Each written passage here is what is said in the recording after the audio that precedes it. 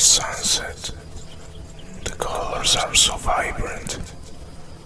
Rome is so beautiful today. The Temple of Fever never looked so fine. Pliny explains it all, but Pliny most likely smoked it all too. A little bit of this, a little bit of that. Pliny even made prophecies about the fentanyl taking over the world as a highly dangerous... Okay, I'm kidding, but he did write a lot about opium, for example, in this big-ass book called Naturalis Historia, which is actually made of 37 books. In the 20th book of Naturalis Historia, under chapter 34, he describes thoroughly the general effects of the opium poppy, also called Papaverum somniferum. He goes on ranting about the magic poppy's sedative and analgesic properties, how it could help with pain, sleep, bad headaches and migraines, for what seems to me like obvious reasons. Oh, so you're sick, Mr. Marcus Aurelius. Let me just get you high off the strongest drug we know. There you go, buddy. But Pliny the Elder didn't merely harness the psychotropic effects of the poppy, he used the whole plant as a remedy. For example, the green bulb, fresh or dried, can be used to stop lacrimation, as well as a remedy against scorpion poison. What the fuck? When given with pure wine, that is. But as we all should know, the opium poppy contains morphine, which can be very dangerous at high dosages, and quite literally make you stop breathing from relaxation. And Pliny definitely knew about this. He mentions how the father of P. Licinius Caecina, praetor of Bavila, grew a hatred for life, I guess we can all relate to that, and found comfort in opium.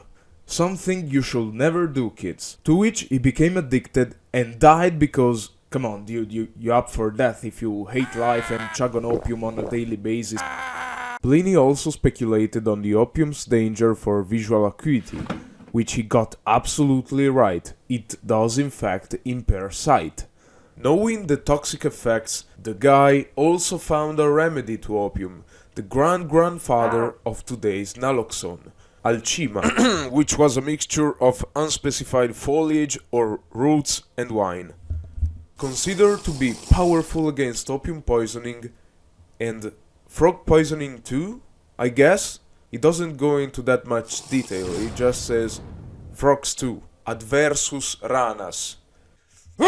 Anyway, the toxicity of opium probably came from dosages way too high. Pliny himself probably consumed something safer and well suited for a person of his rank, a mixture known as teriaca, Marcus Aurelius' personal favorite tiramisu between one fall of the empire and a business meeting. You wouldn't believe it, guys, huge fire in the forum, but now I drank my opium feeling wired. Analog of a lean double cup. The teriaca consists of 64 herbs and spices, including opium extract, but also viper flesh and castorum, basically squirrel nuts juice, all drowned in wine to ferment. I think Pliny the Elder's first interaction with teriaca was something like this.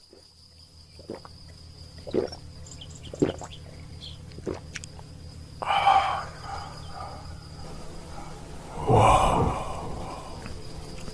What a nice sunset. The colors are so vibrant. Rome is so beautiful today. The Temple of Fever never looked so fine. This shit healing man must write a lot about opium medicinal properties. And so he did. He wrote a lot about opium.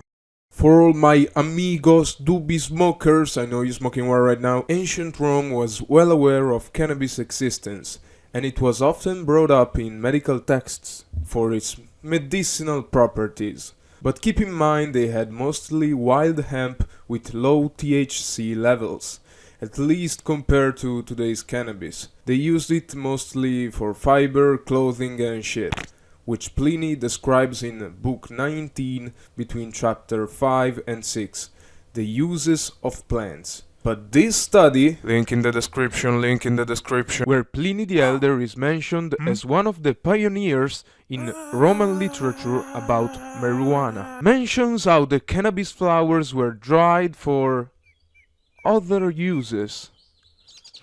Other uses.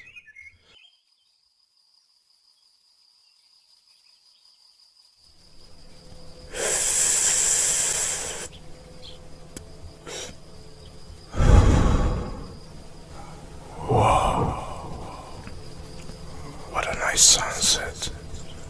The colors are so vibrant. Rome is so beautiful today. The Temple of Fever never looked so fine. This shit healing, man.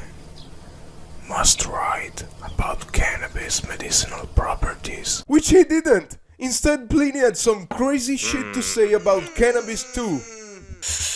Well, in the Naturalis Historia, he definitely mentions benefits such as a cure for sleep problems, headaches, joints health, pun intended, etc., etc. Then, in the 20th book, under chapter 97, bear with me, he mentions how the cannabis seeds could extinguish a man's ability to procreate.